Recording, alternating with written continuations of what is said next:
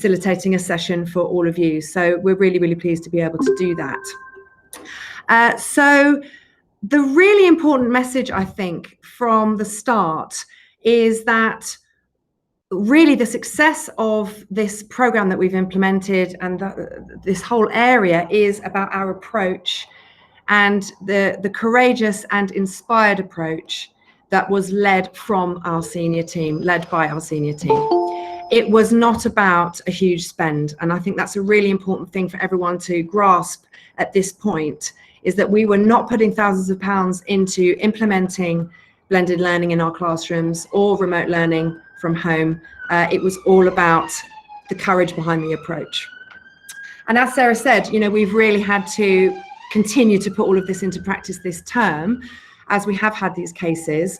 And it has meant that some teachers weren't in school last term, some teachers were. So we were practicing blended learning in a number of our classrooms from April, but some teachers, obviously for the year groups that weren't here, didn't actually start it until September. So it's an ever-evolving program, and we are constantly supporting staff so that they feel confident, and that really has been tested this week. So it's been a really, really interesting time. So Claire will just talk you a little bit about the pedagogical theory behind blended learning. Okay, so as Faith mentioned before, I come from a background, I started using one-to-one devices in technology-rich classrooms in 2008, and I haven't actually taught in a school without that sort of setup since that time. And I've taught all around the world in different schools where it just is the norm. It becomes something that you just get to use like a tool, like any other tool in the classroom, which is a whiteboard and whiteboard markers or pens and papers. The technology just becomes the extension of the teacher in that classroom. While the really early days of blended learning, it was just a very rudimentary pairing of technology and classroom learning in a sense. Now I think it's progressed much more than that, and it's a thoughtful mix of those two. And it's what someone said in our entry ticket of finding that right balance and learning to use it in a way that actually really fits with your style of teaching and fits with your pedagogical practice and what you would prefer, and fits with the learning styles and needs of your students as well. So it has to have some pastoral support in there. It has to have very strong pedagogy, and it uses all of the teaching strategies that we would normally use in the classroom. So for a lot of people, if you kind of phrase it in that way and you set it up so the technology supports the teaching and the learners, then it's not that much of a jump to actually just have an online platform to extend our classroom learning. There is a question down the bottom there. I would love to hear your thoughts in the chat box though. Please do tell us. And we ask, if one-to-one blended learning has become a global standard in education, does this mean that in our schools here, if we're not providing some level of digital literacy for our students or online learning platforms, will they be disadvantaged by that? And please feel free to let us know your thoughts, because it is a contentious issue and there are no right or wrong answers to that.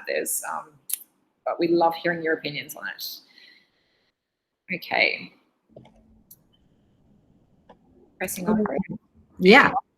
Okay, so thought it'd be really useful for you to have a look at one of our classrooms in action with the remote learning taking place. So this was from the summer, actually, this photograph, and I did a little bit of supervision for this class. So this is our year 2, and the way that it worked was we had some of the girls in one classroom, the remaining girls that were in school in the adjacent classroom. We then had the girls that were at home being contacted remotely, and we had some girls abroad. So it really was quite extraordinary. And the first time that I supervised this, it blew my mind. I knew we were doing it, but it still blew my mind. So it literally worked from a webcam being set up and being placed on top of the computer. That you can see our teaching assistant there. She has got her hand on top of the monitor. So she's moving the webcam around the classroom so that as children are asking questions or making comments, she's making sure that they can be picked up. So that's then visible to the rest of the class in the other classroom and the rest of the class that are at home. and the teacher. So while it's sort of perhaps the idea of something like that, and it does look quite impressive, it's actually an incredibly simple way of working once you get used to it.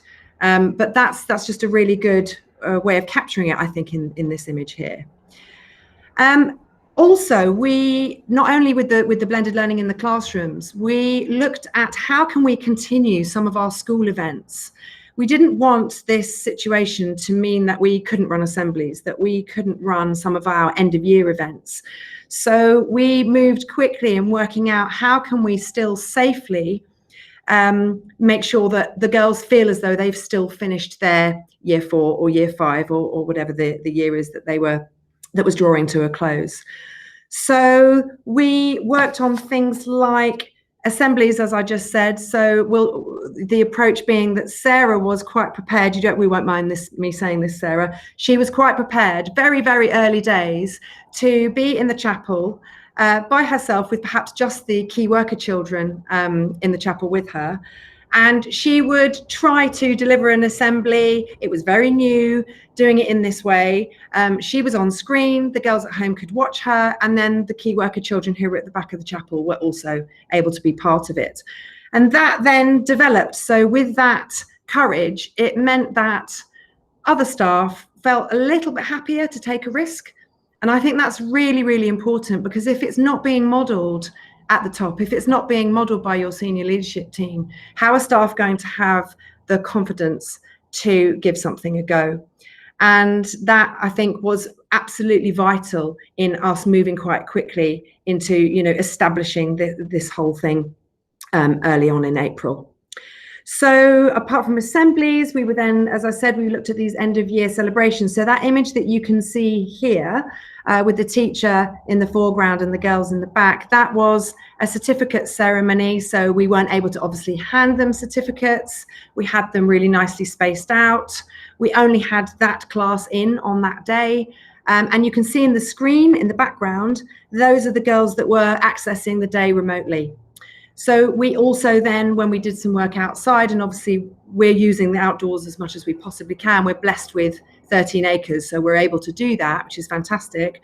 But even then, we would just take an iPad outside, dial in the girls who were at home and involve them that way. So again, it's not incredibly technological. It's quite simple, but it meant that those girls at home felt involved and they were part of it. We ran a virtual sports day. We ran a blended production, which meant that girls at home as well as girls in school were able to perform at the same time. We ran that as a film, which was fantastic, and then screened that for parents, which was, the year 6 production is a really important one, isn't it, for recognising the move from juniors into seniors. So that worked really, really well. And we also ran a remote co-curricular program. So we ran a number of clubs which were geared towards what can you do while you're at home. We ran competitions, we engaged the girls that way, and had everything available on our virtual learning environment. Okay, so again, here's some more images for you just to see it all in action. As I said, we've created some outdoor classrooms just using some of our marquees and gazebos that we have. And we now, since coming back in September, we do have every girl bringing a device into school.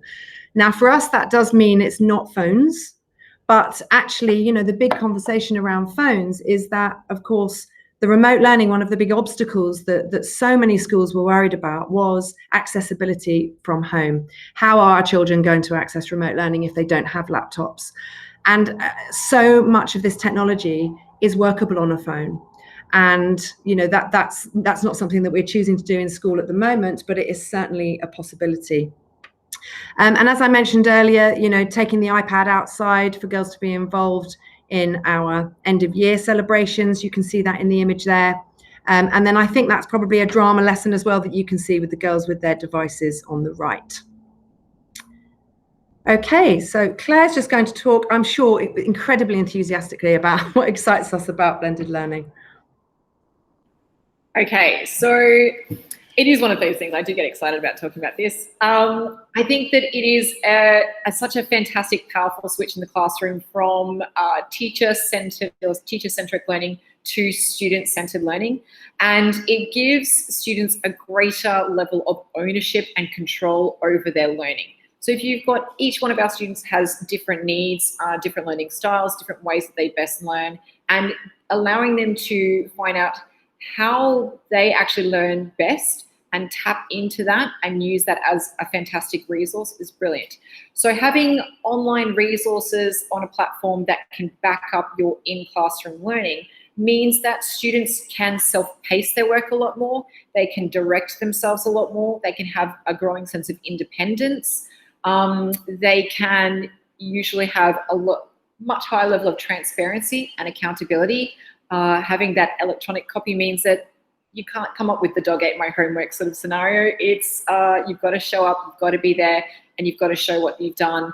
And there's fantastic back-end things that we can use either for Google or for Microsoft that show time and date stamp of when students submitted, who worked on what. If you're doing collaborative group projects, you can see which group members contributed what and at what time. So you know if there was one person in the group doing too much, or if there's people submitting things at the last minute, you can see that too.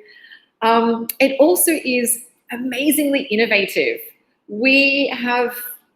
I've seen children in classrooms where they're given a very basic remit, given a device, and what they can do with that just blows your mind and is incredibly inspiring as a teacher. And you get a much higher level of engagement when they have that control over their own pathway there, which is brilliant.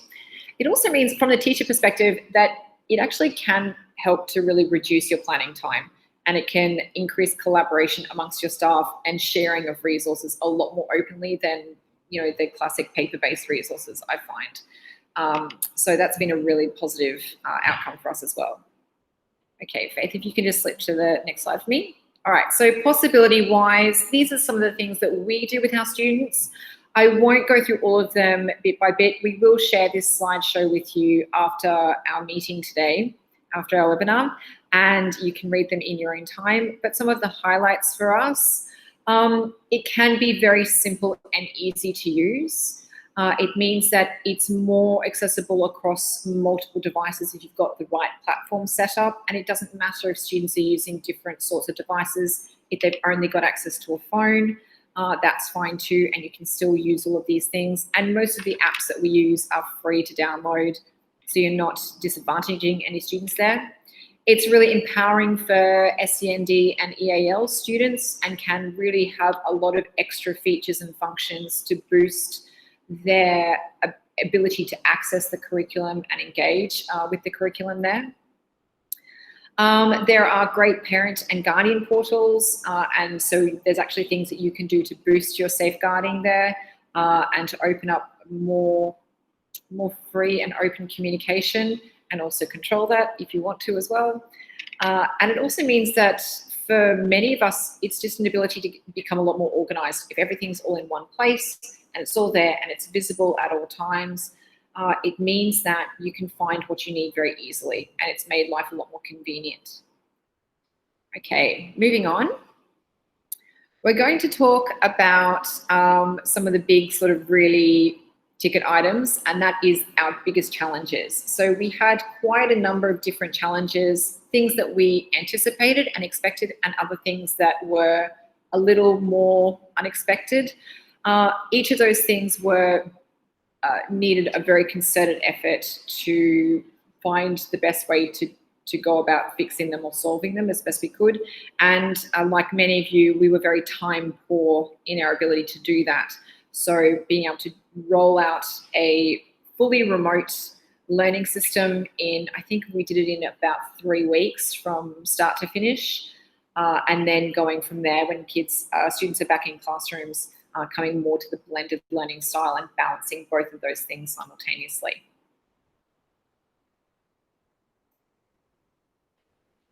Okay, I will throw it over to Faith for this, but I'll also add in my 2 cents at different points as well.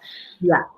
Okay, so in terms of our first challenge, mindsets, and obviously we're dealing with people, and so every member of staff had to be coached through this in a different way. We had some who were able to move really quickly, and we had some who, perhaps took us by surprise with just how hesitant they were about moving over to using this technology.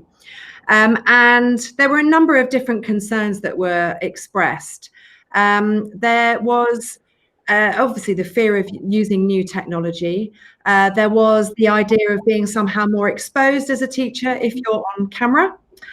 Despite the fact that we're exposed in front of our classrooms all the time, it was a different feeling. And I think even very, very tech savvy staff, some of our youngest staff, were actually even more nervous than you might expect. So that was something that we had to manage. And also, how would this affect the way that I teach? How will this impact on student outcomes? How will it affect my ability to deliver and their ability to deliver? And I think what that actually came from was this fear of, it's got to be perfect. And if it isn't going to be perfect, then I don't want to go there. And that was really, really interesting because, and as I said to you just now, Sarah modeling, giving something a go in an assembly very early on in the chapel was what I think a lot of our staff really needed to see, because that meant, oh, actually, it's okay, and if something technically does go wrong, and it does, we know that it glitches here, or the Wi-Fi goes there, or some other issue comes up. If we're watching our leaders get it wrong and say, that's all right, we're learning, then what a difference that makes to everybody else. So, as I've said, in order to get our staff buy-in, we modelled from the top. Really, really important. We also had to be flexible. We had to keep on letting ideas evolve and be shaped from every conversation that we had. But crucially, it was listening to our staff and listening to our parents and listening to our pupils. So we were making sure that we were asking those questions about what was working, what was challenging, sharing best practice. Well, that was a brilliant lesson, and that worked, fantastically well, making sure that we were sharing that.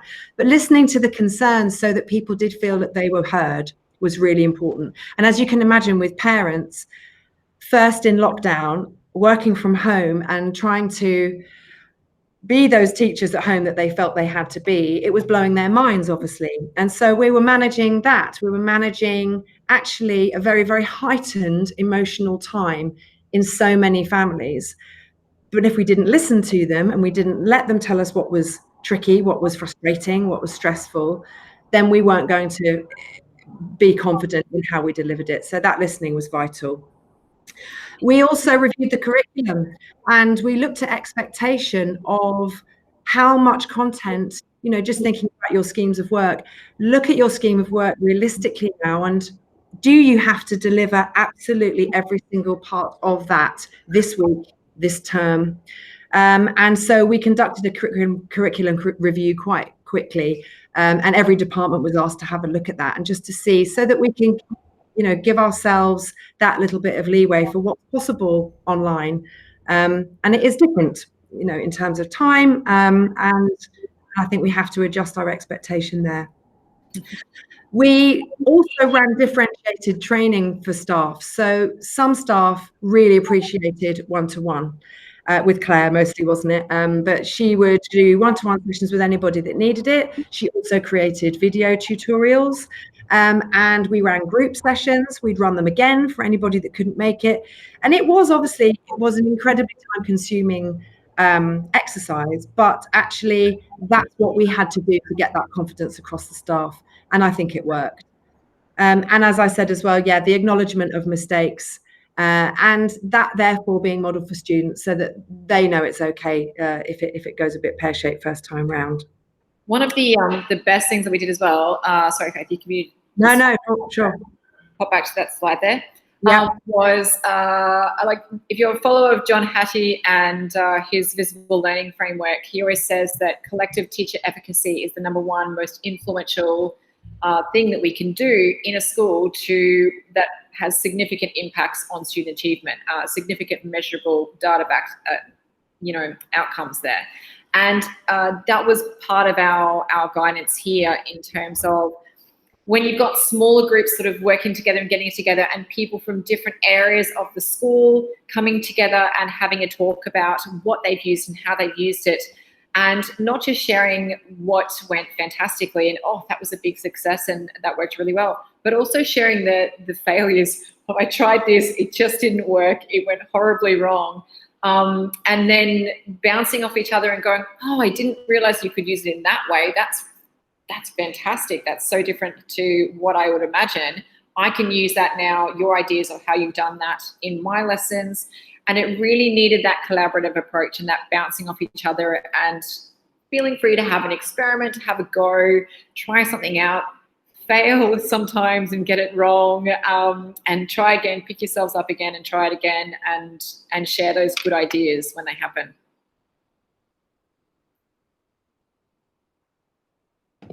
Great. So this is just some of our findings. So as I said to you, we were really regularly asking the questions of our staff and our parents and pupils, how things were working. And actually, just to get this response, as you can see in the green, that real-time interaction with the teacher, the form teacher or the subject teacher, was just so important. And actually seeing a face and that kind of connection that otherwise wouldn't have been available was vital. So it didn't mean that every class was live right the way through the day, and it didn't mean as well that the pupils had their cameras on all of the time, but we tried to encourage, certainly for our teachers, a combination of pre-recorded classes and live classes, but we tried to encourage students to sometimes have their cameras on, to see each other. I teach drama, so obviously, group work for drama, it was vital that they were able to connect in that way. But that took a little bit of time for them just to get used to putting the camera on, because it's the same feeling, I guess, of feeling a bit exposed. It was the same thing for the pupils, as I mentioned about the staff. So we did technically have some issues with, if you've got lots of students coming from home working remotely, they've all got different Wi-Fi bandwidth speeds, and sometimes if they've all got their camera on, it really does start to glitch for them. Yeah. So we had to have the cameras switched off. But then, so we started out with the idea that students really needed to have their cameras switched off as much as possible, and then we actually realised that that was actually impacting on the ability for our teachers to teach them and to gauge that understanding and pick up on those little cues that you read in a classroom to see if students can actually understand what's happening and what's going on, and just gauge if they're not quite sure about something and to press it a little bit further or go back over something.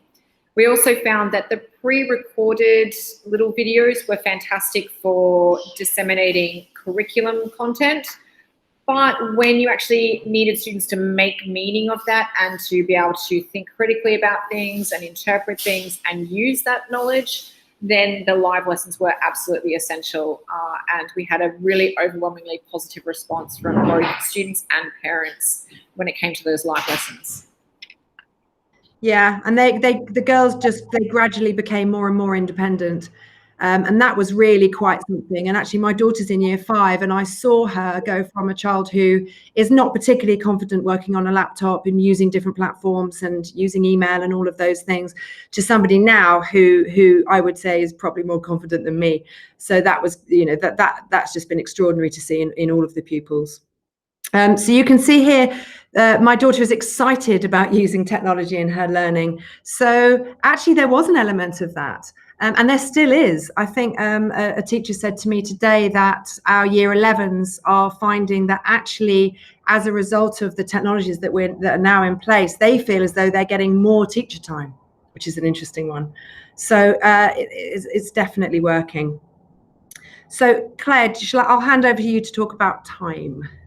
Yeah, just I've got a bit of deep cleaning going in the background here, so you've got a bit of background noise there. Please excuse that as we go. It's an absolute necessary at the moment, so unfortunately there's nowhere in the school that is exempt from that.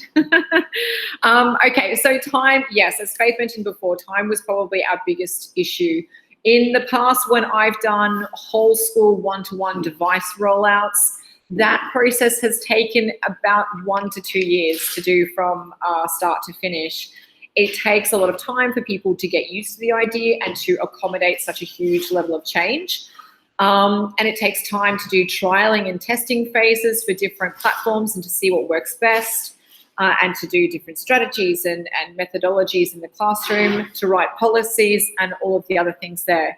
And it also takes time for people to learn how to use the technology and to become familiar with it and feel confident with it, which is the big thing.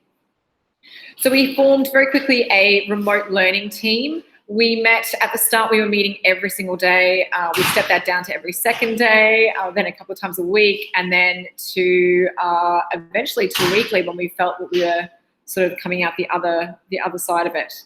We did have very differentiated staff training, as Faith mentioned before, different teachers, and it didn't play about how we expected with certain members being much more confident than others.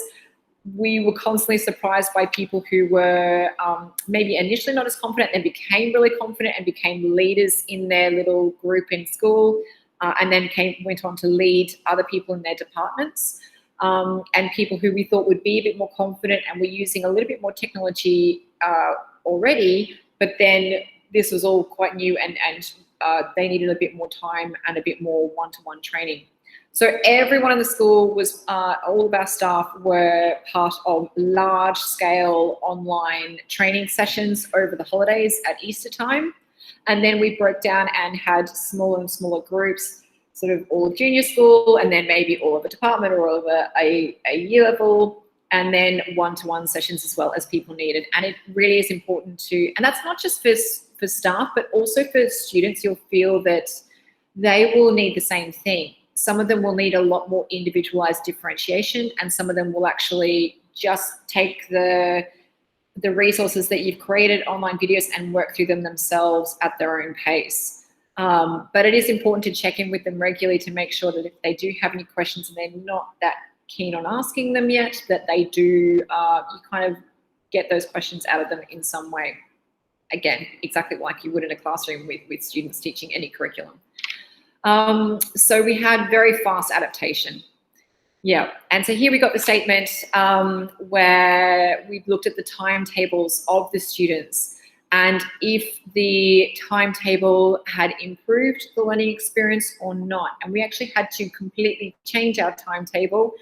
One of the things with learning online, particularly remote learning, not so much blended learning, but definitely the remote learning, was that it takes a lot longer to get through everything when it's new technology. When everyone in the class is learning that technology together, it takes a little bit longer to get through things. So you kind of had to halve your expectations of what you would get through in class at the start, and halve your expectations also of how many lessons a day students could get through. So we started out with trying to mirror our normal timetable, and we felt that during remote learning, we had to really scale that down. So I think we ended up with 4 lessons a day. Faith, correct me if I'm wrong there, for each student. Yeah. And the other thing to say there on that as well is that while we were in lockdown, this wouldn't apply now, but while we were in lockdown, we tried to regulate the day for our pupils and parents. So rather than a timetable be different each day, I think that was one of the things that parents found really, really challenging, was that we brought live lessons, for example, for years, I think it was for our preps and juniors, to 9 a.m. and 11 a.m. every day. So they knew that they go to that link at that time every day, and it was the same. Having a different timetable each day, plus their Lambda lessons, their online music lessons, and everything else they were doing, that was one of the key challenges that parents were facing. So we sort of listened to that and changed the timetable accordingly. And that was particularly important for our junior school students. Our senior students, they're a lot more independent. They're able to manage their time a lot more effectively themselves. But when it came to juniors, and particularly any of our prep students, so our foundation, and through to 1, 2, and 3, years 1, 2, and 3. I'm not sure about you guys. I've got 2 children in that age group, and my husband is also teaching at this school. So while the 2 of us were doing our live lessons, a lot of the time we were trying to manage our 2 children's learning as well. And having just those 2 sessions a day to log in at that time, and they knew that what to do, and they got quite familiar with the devices quite soon, quite quickly. Definitely there was still a bit of, for my youngest, still a bit of button pushing when it shouldn't have happened, and she needed a lot more one-to-one supervision. But definitely having that change in timetable made a big difference to us. And if your parents are working at home as well, they're in the same position. So that had a really big positive impact. Okay.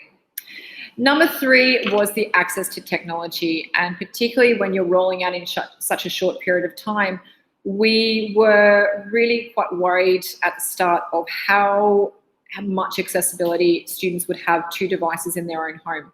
Particularly, again, if they've got parents working remotely from home and everyone needs devices at the same time, how are you going to balance that? How are we going to manage that? So it was really important for us to choose platforms, online learning platforms, that would work across any different kind of device, whether students were using Windows-based devices or MacBooks or iPads or tablets or Android tablets or smartphones, whatever it was that they could get their hands on to use during those sessions, or to even schedule around their parents and have their parents using it at certain times and have them be able to do for the lessons that weren't live lessons. And we did stipulate, I think, for a while there that about half of our lessons were live and half were set work for students to work through at their own pace.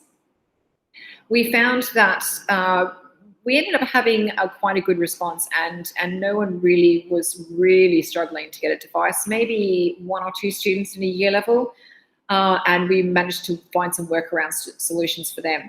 We also had a couple of sets of Chromebooks in school that would usually be used and shared amongst all of our students, and these were cleaned and these were loaned out to particularly staff in need who didn't have a device at home, and definitely a couple of students in need as well who could loan those devices. So we were quite lucky there. We didn't have to buy any new technology for that to happen.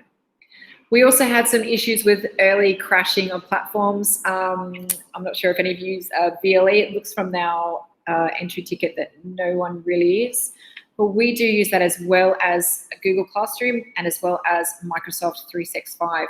We had one day at the start where Microsoft crashed for everyone. And I think if you were using Teams, Microsoft Teams across businesses, everyone had one day, I think in April, where everything just went, it just wasn't working. And then they have boosted their signal quite substantially. And it's amazing to see what the tech companies are actually doing on the fly, on the go, to accommodate everyone who needs to be doing remote working and remote learning at the moment. Google has done new rollouts of new features at such a cracking pace. It really has been fantastic. And VLE did have quite a few crashes, and they updated their servers quite significantly too. We also had some days where I think Virgin was down. There was no Wi-Fi for anyone on Virgin for 2 days there, and that was a bit tough too.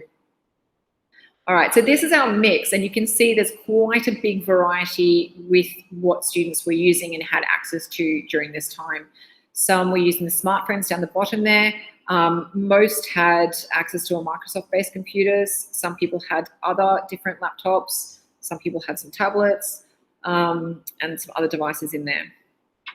We had to make sure our technology choices fit all of those devices. So we use a combination of VLE, Google Classrooms, and Microsoft Teams. We will be scaling that back as soon as possible and switching over to, we're hoping to just move to just Google, and with some Microsoft usage in our very senior students, which it is fantastic and optimal for. Google is I've used both in different schools before. I've been in Microsoft-based system schools and Google-based schools, and each have their pros and cons. Google is probably the best for younger year levels. It's the easiest to use. It's kind of like a lighter version, and it's much better with shareability, collaboration, and things like that. It is also the only software really on the market that is specifically designed for education. Microsoft is a little bit more designed for business usage with features that also suit education fantastically. But when it comes down to it, Google is designed specifically for educators, the G Suite for education. However, with senior students, if you're teaching senior students, there really is nothing like OneNote, and I'm a big, I very much love OneNote, and that's been the best option for a lot of our senior students who, particularly in subjects that are very content heavy, like our sciences. We had to then purchase some hardware tech for our classrooms.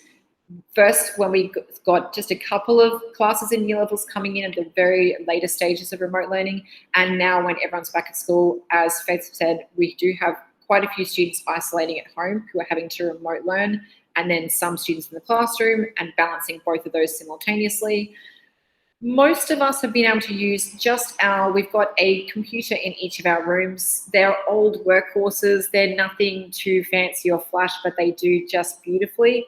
We did have to boost our Wi-Fi signal throughout the school, and that did require some work on holidays to get that up to speed and up to the speed that we wanted it to be. And we had to buy some webcams and microphones. Now, initially, that actually proved quite easy to do back when we first did it for some of our classrooms, and we were testing and trialing those devices, oh gosh, back in May. And then we've had to order more for our classrooms since. And of course, there's been UK-wide shortages of both of those things. We're lucky we've just had some come through, but if you are ordering them, just be aware that it is quite hard to get your hands on them, and they are much more expensive than they normally would be at the moment, as there's many of our markets responding to COVID. So do be aware of that. But that's really all we needed in most of our classrooms to make that change, make that switch. Oh, one other thing on the bottom there, having lots of students in a classroom on a device, safety is paramount, and we don't currently have a monitoring software in place. I've used about 6 different ones around the world before. Again, each have their pros and cons, but nothing is as good as having eyes on screens in the classroom, where if I'm teaching in a classroom, I will always stand at the back of the room, and I find having a wireless mouse is the #1 best tool for a teacher in that situation, because you can really be in amongst your students, walking around, seeing what they've got on their screens, and also controlling what they're seeing at the same time, which is a brilliant little tip there. Just, we do also run the eSafe software, so any of our pupils that are logged on with their own school email, which is how they access Google, it's always through their school email. So that eSafe, which I'm sure some of you use, is a brilliant way of monitoring what they're doing, and that's whether they're at home or at school. And those alerts of anything that we might be concerned about, those alerts come through really, really quickly. So that provided a fantastic backup in terms of safeguarding right through this whole period. Yes, you absolutely need to be controlling what sites they can access and when and how when using that Wi-Fi as well. Good. Okay, so this is what our students were using. We didn't actually include the OneNote, students using OneNote and Microsoft Teams in our senior school in this part, in this question.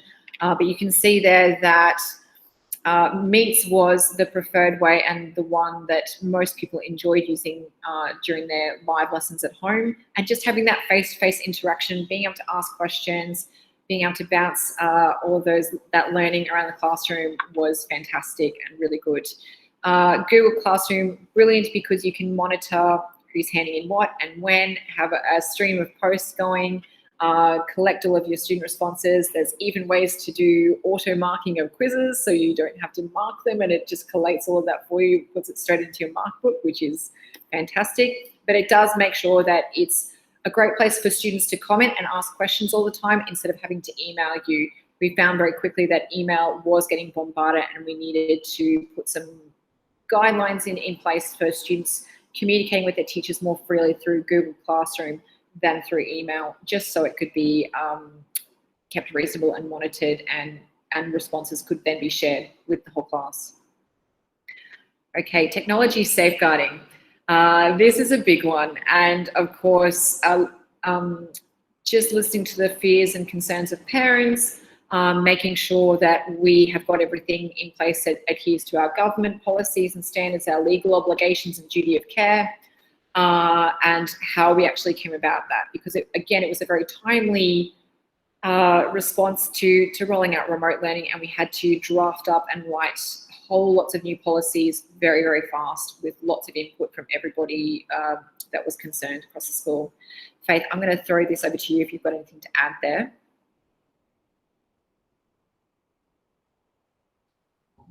Yeah, I was just going to say that as well as writing the policies, we put together a code of conduct which went out to all parents and students. And the idea of getting every pupil to sign a code of conduct and every parent to sign a code of conduct was obviously quite a task, and we're a small school. So for the larger schools, we actually use something called FormStack, which you may well have used yourselves, but it's a really brilliant and very quick and efficient way of getting a form out which is signed literally with your finger, signing on your phone. And so I can vouch for this as a parent.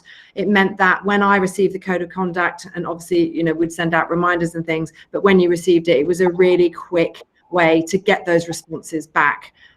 Easy for the parent to do and easy for us to deliver as well. So that was really important. And I think just moving on here.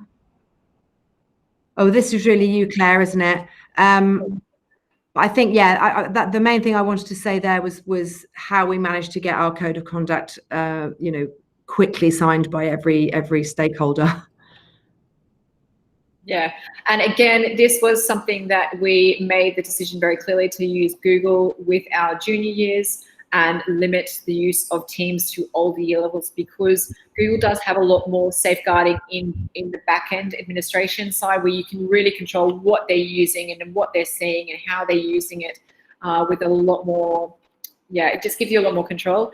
So that was good. We had a few hiccups at the start where we had some year levels that were using Teams, what I think about grade 6 or 7, I think they were, and we realized really quickly that it just wasn't appropriate for our students at that time. And so we left the Teams, which has a little bit more lax safeguard control over what can be said and what can be done, and being able to establish meetings on their own without teachers being present and being there with them in that moment. So we left that for the senior years there. So that was part of our safety reasoning behind that decision as well. So here we go, the technology choices. This was a big one. And again, as I said, we would normally have 1 to 2 years of trialing and testing and before a full whole school rollout. And we had 3 competing platforms, Google, VLE, and Microsoft. There are other ones out there as well, which other people will be using that will work well for them too.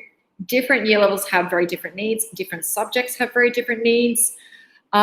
So we had a lot of guinea pigs happening through the school and feeding us back information on what was working and what wasn't, and we were responding very fast to that feedback and that interaction. There wasn't as much time for the very thoughtful discussions behind the scenes. It was like, right, that's not working, we need to make that change straight away. Coming back into blended learning poses the additional problems of, do you actually have a standardized listening program, so you have everybody having the same device, or do you have a bring your own device system? And it depends on your socioeconomic background and your, is that disadvantaging people at home, particularly with job losses at the moment due to COVID, the costs involved in that. Can we just make do with what people have got? We actually have recommended for any new purchases of devices in our junior school, particularly, that we've made a few recommendations that are very much on the cheaper end of the scale there, and to try and manage those costs as much as possible. And again, we've mentioned the buying of hardware within the school, webcams and microphones. It might be worth mentioning, Claire, what is, you'll probably know the details, what is the device that we've recommended? Do you know, just because that might be useful for people? Yes, a Chromebook.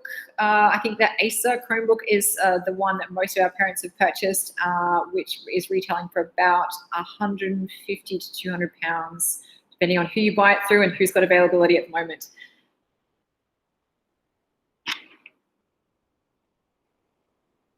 Okay, and feedback was a very big part of our whole process and our decision making. Again, regular meetings, not just within the remote learning team, but also with all of staff, and including parent voice into that and student voice into that process as well. And it does take time. The journey does take time, and it does take a lot of buy-in from all staff members. We've had quite a few add-ons that we've been trialing for different departments where we found that their needs weren't quite being met. Maths is a really big one, where any subject where they really need to have the ability to annotate. So we tried out a couple of different tablets with different styluses, and we found that some styluses were too thick. They weren't accurate enough to give the screenwriting capabilities and also the whiteboard writing capabilities online that we needed for that. So we're still in the trialing and testing phases of those, but we think we found some winners there. And we'll send out some information. If you're interested, let us know and we'll let you know what we're using for that after the webinar. Okay, as I said before, one of the best ways to manage a classroom when you actually got a technology-rich environment is to be at the back of the room as the teacher and to be able to see all screens. We've got some problems now with COVID because it means that for COVID, ideally the teacher should be at the front of the room and not moving and mixing between people, and everyone has to be separated. So that's been something that we've had to get around, and increased use of masks in those sorts of circumstances, and again, making those rules and policies very fast and responding to that need as it comes up. So being very flexible. We've also been teaching more outside. Well, we've still got nice weather. We've got a couple of outdoor classrooms at the moment, and we know that that's a much safer option, particularly for form levels that are more at risk with spreading in our school at the moment. We've got new demountables. We've opened up new classrooms because we've got quite old buildings here on site, and many of those did not have the physical space needed within them to actually safely socially distance. So we had two new demountable classrooms that were built very, very quickly for us, and that have been fantastic. I'm actually in one right now, and it's brilliant. It's got the best Wi-Fi in the school. Okay, I'm conscious of time, so I'm going to move on to this next slide now, which is our current picture. So as we've mentioned a couple of times, you know, we really have had to hit the ground running with our blended learning this term due to having some COVID cases in year 7. And what we've really found quite remarkable is the psychological impact on these pupils. Obviously, imagining year 7, 2 days in school, and then they had to go home. It's not a surprise that there's been psychological impact on them, but actually how that manifests itself and just managing that has been a challenge that we've had to get our heads around in this last week. So we're already talking about what can we do to make the children at home feel as though they're still part of our community, because they do feel separate. So, you know, they were just so looking forward to coming and becoming the new year 7 of this school, and all of a sudden they've been taken away from that. So we're looking at each individual learner and just how much do they want to be on screen during the day. So we're looking, rather than a kind of blanket set of systems for every child, we're trying to look at them as individuals and say, well, so that child might actually like to, you know, log on live and just be there the whole day. They might, even if they're not necessarily, you know, actively contributing in every lesson, they might want to be part of it throughout the day. Other children and other parents, particularly with concerns around screen time, might prefer that, you know, there are fixed times where they're logging on and working remotely in that way. So that's just something that we're looking at the moment and seeing about the individual learner and how it's going to suit them best if we possibly can. We're looking at implementing buddies as well, so that there is a pupil in each class who is almost, you know, the buddy of the girl at home, so that they are sort of remembering for them that to bring them into the class. You know, the teacher, this is a changing picture every day. So while we had a certain amount of cases on one day, we may have a different amount the next day. So obviously the communication that we're having to keep up with, so that every form teacher and every subject teacher knows exactly who's at home, you know, it was quite a task to make sure that information was exactly where it needed to be by the time it needed to be there. So having some of the students assist in that with the buddy system, we're finding really helpful. And we're also looking at creating a remote house. Now, this is a really exciting idea. So while we've got 4 houses in our school, we're looking at having a remote house as well, and a house captain for that remote house. And that will be one of our 6th formers who's currently at home. So that's something that we're developing right now. It's not in place yet, but we're looking to do that as soon as we can. So that's kind of the current picture. Recommendations for successful facilitation. We've kind of covered quite a lot of this already, and I'm aware that I really want to take questions soon. So Claire, unless there's anything that you want to jump in with there, I think we've pretty much covered everything that's on that one. Yeah, I agree, definitely. Yeah. But I will draw everyone's attention to just the one with kindness, listening, and patience. It does take time, and it does take a bit of a gentle approach at times. And just adding on to that, what we were saying before with pastoral care for students is a big focus for us at the moment, but also pastoral care of our staff, because it can be quite a daunting experience, and you just need to have those check-ins and have almost a buddy system going with your staff as well. Yeah, absolutely. So I think we'll probably just skim past this. This is just some of the difficulties that we found. We've already talked about those really in relation to available technology. So I think we'll move past that. The recommendations, Claire has pretty much covered that with you, but as you'll have access to this afterwards, you'll be able to come back to it. There are some YouTube resources here, which Claire has put on for anybody to access, which we found really useful, back in April. So those are there for you. And definitely, if you get a chance, the Pocket Full of Primary, she's fantastic if you are a primary school teacher, and those channels are very good for coming up with ideas of new ways of using the technology or getting your students to use the technology. If you're stuck for any ideas or strategies and methods of how to do it, then these are the places to go to. Brilliant. Okay. So reading there if anyone's interested in the theory too. Oh, brilliant. Yes. So we've got our contact details here. If you do need to get in touch and any questions that you've got, our IT services manager also offered his services to anybody that might want to email him and find out anything about implementing the technology within the school. Then he's there as well if you need him. So, right, we're going to move to questions. If you would like to put your questions in the chat, and what we'll do is we'll stop presenting there and we'll move over to the chat. So if you've got a question, you can unmute and just ask us, but if you'd like to pop it into the chat, then that's fine, and we can just go through each question one at a time. So please go ahead. Whatever you're comfortable with. Yeah. Differentiated learning. Okay, I'll go. Can I just check if you've had any experience with overseas pupils? We're struggling a bit at the minute with the time difference, because they should be going to bed when our lessons are going on. Yes, that does happen. And we have had a couple of students who have had to go back to, I think we had a student that went to Japan, a couple that went over to France. And the time difference is a really big thing. Ultimately, they can't join the live lessons at the time that you're having it. Sometimes they can actually, but most of the time they can't. And definitely having those resources being placed in an online portal for them to access at a later time is really great, whatever portal you're choosing to use. Anything that I would use during a lesson, I make sure I put up online and have students with access to that. If I do have a student in a classroom who is in a different time zone, I would recommend recording that. If you're doing a live session with your class, I would recommend recording that session and actually giving them the recording of that, which is quite easy to do as well. And you can then share that with everybody. If you've got some students with SEND or EAL, we've been doing that for them as well, where they might need to go back over something that was covered in class and play it again at a later stage. And those recordings can be really helpful too.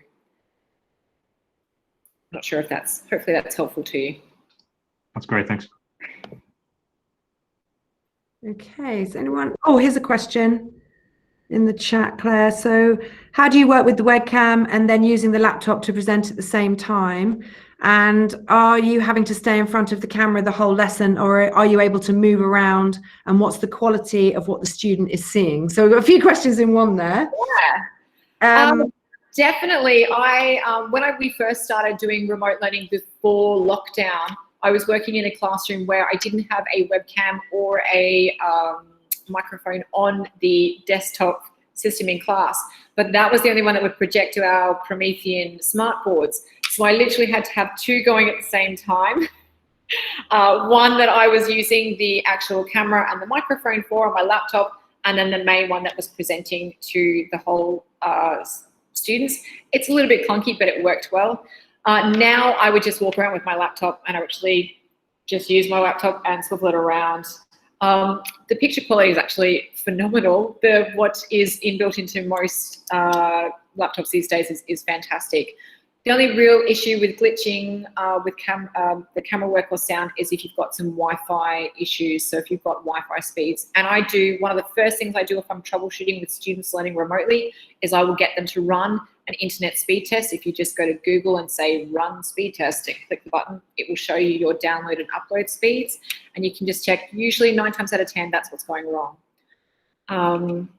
So that's the big thing there. If you've got lots of cameras on, then the quality can go down a little bit.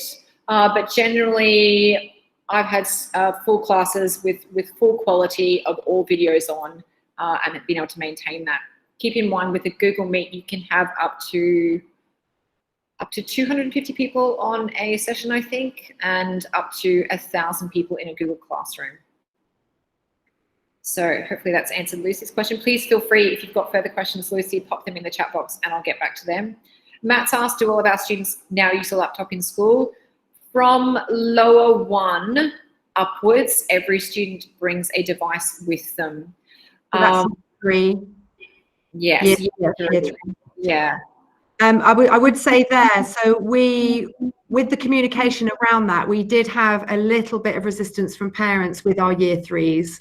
Obviously, they were just moving out of infants and into juniors, and we just found quite a few parents were just nervous about it. And obviously, we're all aware, aren't we, of treading that line between our children accessing technology and being part of it, but also getting addicted to devices and being on their screen too much. So we had to weigh up and treat it in a sensitive way with those parents that were concerned. And actually what we decided to do was create a timetable for when they will need the device in school. So while we initially had said we'd like every child to have one, which we still stand by, we've then said with a timetable that's sent out to parents that your child will only need a device on Wednesday, Thursday, Friday, something like that. Some parents were concerned about them carrying them and how that might carrying them because of the weight in their bags. But, you know, I think these things came with a highly emotional return back to school. So, you know, actually it's fine now. And I think we've settled, even within a week, we've settled. I think parents and pupils are used to having the devices, and I think it's working fine now. We've also got some policies in those classrooms themselves on how they use it in terms of carrying it with 2 hands, having a safe place to store it in between, because of course you've got parents who are, you know, particularly for our year 3 students, it's a very expensive piece of technology, and can we really trust a 7 or 8-year-old to be responsible for that machine, and how are they stored, and is it going to break, or all of those things too. Can I just come in about the purchasing? So we also, to make sure we didn't disadvantage pupils, we've got a family, we've agreed exceptionally that the children can stay at home. The mum is at end stage of cancer and they can't afford devices. So we've just given them devices. So you've got to make a call on that. But we're in other situations, we have got a system with the bursary where we will purchase it and then they pay us back. And if people need information about that, we can talk about that. Also, many of the shops that you actually would buy the device through, there are some specialised ones that deal with providing devices to educational facilities locally within the UK, and many of those actually have leasing programs that are available as well. So you can actually outsource that responsibility to, there's quite a few options on the market to do that. And if you're interested in that, please feel free to contact Patrick Martin, our IT specialist. He has some information on those options too. So we have a question about an example of a live lesson for reception or year 2. So I am sure some of our reception or year 2 specialists would be really happy if you wanted to email them for any advice. But what I was saying at the beginning of the session, when I was one of the supervisors on a year 2 lesson, because obviously you need an extra member of staff in that other room, was that the content of the lesson was exactly what I would have seen had I walked in on a normal lesson any time of the year. You know, it hadn't been necessarily adapted to the point that it was a whole new delivery as such. It was just that using that technology was facilitating that lesson for everybody, rather than it being a specially designed lesson for the technology, if that makes sense. But I'm sure one of the teacher who I'm thinking of, who was one of the first teachers to really run with this, one of our year 2 teachers, I'm sure she would be happy to advise. If you'd like to email me afterwards, then I might be able to put you in touch. Can I also just say about that, that's what we've observed with where we had, say, a year 2 girl who had to be at home because the sister is tested positive, parents in complete despair about having to manage online learning again.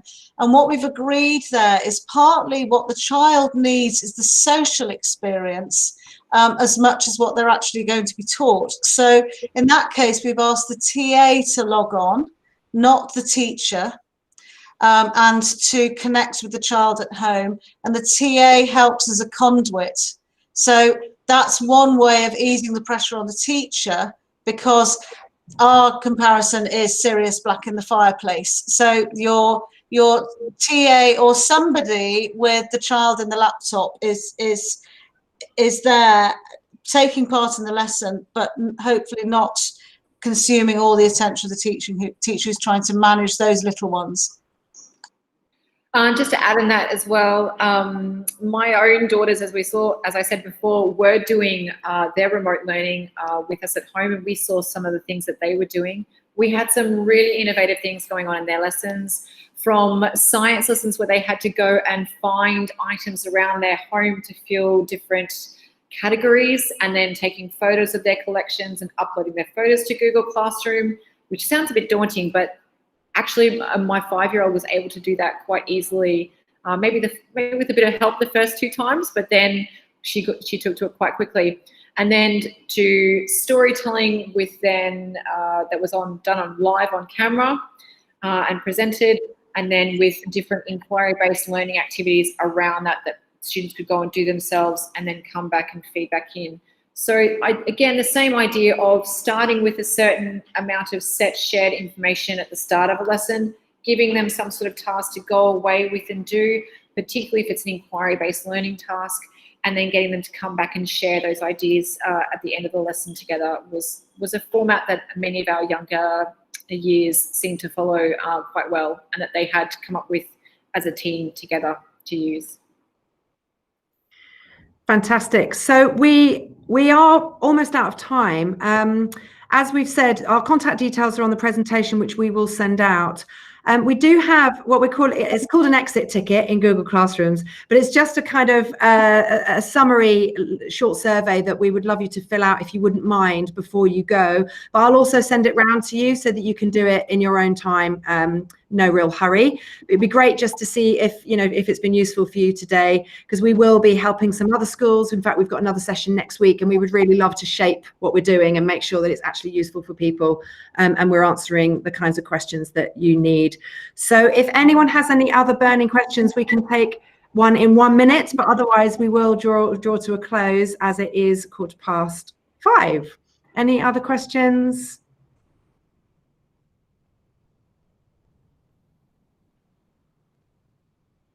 Fantastic. Oh, well, thank you very much for coming, everybody. It's been an absolute pleasure to welcome you, and we will be in touch, as I said, with the presentation so that you can share it with your colleagues and hopefully, come up with some new ideas for things for your own schools. And if you do have any burning questions that come to you in the middle of the night tonight or later on this week, please feel free to email us and ask away. Because as we've said before, collaboration is key when it comes to learning how to do all of this.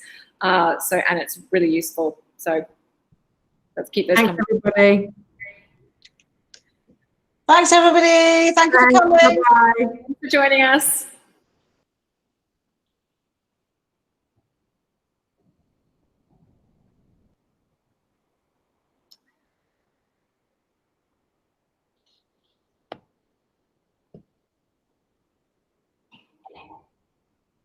Did we have a sense before the meeting of people's experiences?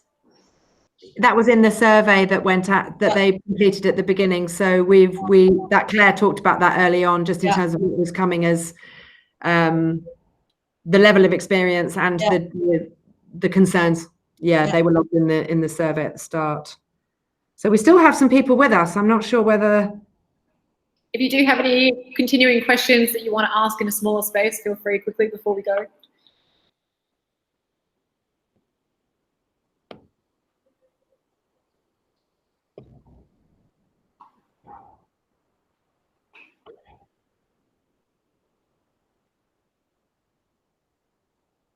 I mean, what would be really interesting would be for people to be able to log on to watch the odd class, wouldn't it? That would be just amazing. It would. Yeah.